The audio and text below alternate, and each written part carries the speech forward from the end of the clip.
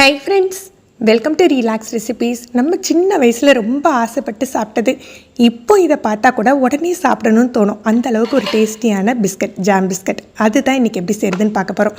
அதுவும் இந்த ஜாம் பிஸ்கட்டை நம்ம சாப்பிட்றதே ஒரு அழகாக தான் சாப்பிடுவாங்க. ரெண்டாக பிட்டுட்டு நடுவில் உள்ள ஜாம் போர்ஷனை ஃபஸ்ட்டு சாப்பிட்டுட்டு அப்புறமா கிறிஸ்பியாக இருக்க பிஸ்கட்டை சாப்பிட்றதே ஒரு தனி டேஸ்ட்டாக இருக்கும். ஹோம்மேடாக செய்யலை, இன்னுமே டேஸ்ட்டாக இருக்கும். இது செய்கிறதுக்கு முதல்ல 110 கிராம் அளவுக்கு பட்டர், அன்சால்டட் ரூம் டெம்பரேச்சரில் உள்ள பட்டர் எடுத்துக்கணும். அதில் 50 கிராம் அளவுக்கு ஐசிங் சுகர் சேர்த்துக்கணும். ஒரு 1/4 டீஸ்பூன் போல் உப்பு சேர்த்துக்கோங்க. ஐசிங் சுகர் தான் இதுக்கு நல்ல டேஸ்ட்டு கொடுக்கும். ஐசிங் சுகர் இல்லாட்டி பரவாயில்ல, 50 கிராம் சீனியை பொடி பண்ணி சேர்த்துட்டு அதோட 1 டீஸ்பூன் அளவுக்கு கார்ன்ஃப்ளவர் சேர்த்துக்கோங்க. அதே ஐசிங் சுகர் சேர்த்து எஃபெக்ட் வந்துடும்.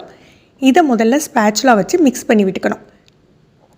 மிக்ஸ் பண்ண பிறகு நம்ம எலக்ட்ரிக் பீட்டரோ இல்லை நல்ல விஸ்கோ வச்சு நல்லா பீட் பண்ணி விட்டுக்கணும். நல்லா நுரைச்சி நல்ல க்ரீமியான பதத்துக்கு வரணும். அப்போ தான் பிஸ்கட் டேஸ்ட்டாக இருக்கும். ஒரு நிமிஷத்துலேயே இந்த மாதிரி வந்துடும். இப்போ ஓவனை 180 டிகிரிக்கு ஒரு 10 நிமிஷம் ப்ரீஹீட் பண்ணிக்கலாம். பேக் மோடில் போட்டிருக்கேன். இந்த பீட் பண்ணி வச்சுருக்க மிக்ஸில் 140 கிராம் மைதா, 1 டீஸ்பூன் வெனிலா எசன்ஸ். எதுக்காக கிராம் அளவு சொல்கிறேன் அப்படின்னா, உங்களுக்கு நீங்கள் சேல் பண்ணணும் அப்படின்னு நினச்சிங்கன்னா இந்த கிராமில் நீங்கள் செஞ்சிங்கன்னா ரொம்ப பர்ஃபெக்டாக ரிசல்ட் வரும். நான் கீழே கப் மெஷர்மெண்ட்டு கொடுக்குறேன். இதை ஸ்பேச்சுலா வச்சு மிக்ஸ் பண்ணி விட்டுக்கணும். பேட்டர் கொஞ்சம் லூஸாக தான் இருக்கணும். ரொம்ப ஸ்டிஃபான கையில் உருட்டி வைக்கிற மாதிரி இருக்கக்கூடாது. ஏன்னா இதை நம்ம பைப்பிங் பேக்கில் வச்சு செட் பண்ணுவோம்.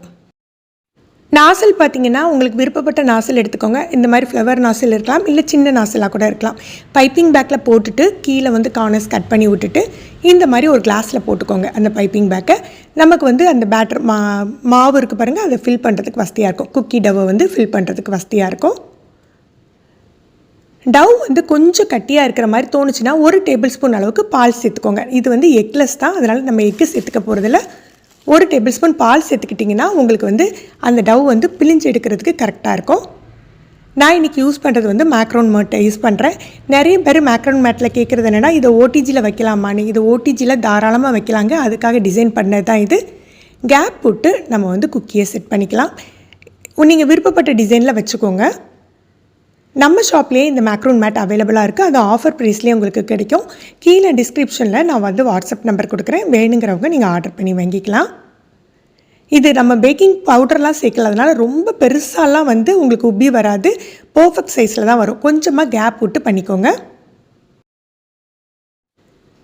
மெஷரிங் ஸ்பூனில் லாஸ்ட் சைஸ் இருக்கும் பாருங்கள், சின்ன சைஸ் மெஷரிங் ஸ்பூன் எடுத்துகிட்டு நடுவில் ப்ரெஸ் பண்ணி விட்டுக்கலாம். அந்த ப்ரெஸ் பண்ணிவிட்டு நம்ம ஜாம் ஃபில் பண்ணால் தான் நல்லா உங்களுக்கு ஃபில் ஆகும், டேஸ்ட்டும் நல்லாயிருக்கும்.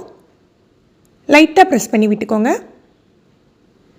இப்போ அதில் நம்ம ஜாம் ஃபில் பண்ணிக்கலாம். நான் யூஸ் பண்ணுறது கடைகளில் இருக்கிற ரெடிமேட் ஃப்ரூட் ஜாம் தான் யூஸ் பண்ணுறேன். நீங்கள் ஹோம்மேட் கூட யூஸ் பண்ணிக்கோங்க. ரெடிமேட் ஜாம் யூஸ் பண்ணையில் ஒரு டவுட் வரும்.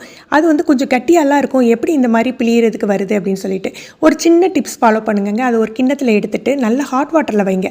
ஹாட் வாட்டரில் வச்சு ஒரு 5 நிமிஷம் வச்சு நீங்கள் மிக்ஸ் பண்ணிங்கன்னா நல்லா சாஃப்ட் ஆகிடும். அதுக்கப்புறம் நம்ம பிழிஞ்சு விட்டுக்கலாம். கடையில் கிடைக்கிற ரெடிமேட் ஜாம் பிஸ்கட் பார்த்திங்கன்னா கொஞ்சமாக தான் ஜாம் ஃபில் பண்ணியிருப்பாங்க. நம்ம விருப்பம் போல் இதில் ஃபில் பண்ணிக்கலாங்க. ஃபுல்லாக செட் பண்ணியாச்சு. இப்போ ஓவனில் பேஸ் ரேக்கில் வச்சிடலாம். பேஸ் அல்லது மிட் ரேக்கில் வச்சுக்கோங்க. 170 டிகிரி வச்சுக்க போகிறோம். 170 டிகிரி பேக் மோடு ஒரு 15 நிமிஷம் எடுத்துக்கணும். 10லேருந்து 15 நிமிஷம் நம்ம குக்கியோட சைஸை பொறுத்து. எனக்கு 15 நிமிஷம் ஆச்சு. 15 நிமிஷம் கழித்து ஆஃப் பண்ணி வச்சுடுங்க. சூடாக இருக்கையில் பார்த்திங்கன்னா நல்லா சாஃப்டாக இருக்கும். டேஸ்ட்லாம் நல்லாயிருக்கும். ஆனால் குக்கி பிஸ்கட் சாஃப்டாக தான் இருக்கும். இது குக்கியா பிஸ்கட்டா அப்படின்னே ஒரு கன்ஃபியூஸ் ஆகும். நம்ம செய்கிற சைஸை பொறுத்து தாங்க. ஆறின பிறகு பார்த்திங்கன்னா அவ்வளோ கிறிஸ்பி ஆகிடும். ஒரு பாக்ஸில் போட்டு ஸ்டோர் பண்ணி வச்சுக்கலாம். 1 வீக் ஆனாலும் கெட்டு போகாது. தனி பட்டர் யூஸ் பண்ணி உங்கள் பசங்களுக்கு நீங்களே செஞ்சு கொடுத்த மாதிரி இருக்கும். நீங்களும் இந்த ரெசிபி ட்ரை பண்ணி பாருங்கள். இந்த வீடியோ உங்களுக்கு யூஸ்ஃபுல்லாக தோணுச்சுன்னா மறக்காமல் லைக் பண்ணி ஷேர் பண்ணுங்கள். ஃபஸ்ட் டைம் நம்ம சேனல் பார்க்குறீங்கன்னா ரிலாக்ஸ் ரெசிபி சப்ஸ்கிரைப் பண்ணிக்கோங்க. கீழே இருக்க பெல் பட்டனில் ஆல்ங்கிற ஆப்ஷன் செலக்ட் பண்ணி வச்சுக்கிட்டிங்கன்னா நம்ம சேனலில் வீடியோக்கள் போட்ட உடனே நோட்டிஃபிகேஷன் கிடைக்கும். தேங்க்யூ.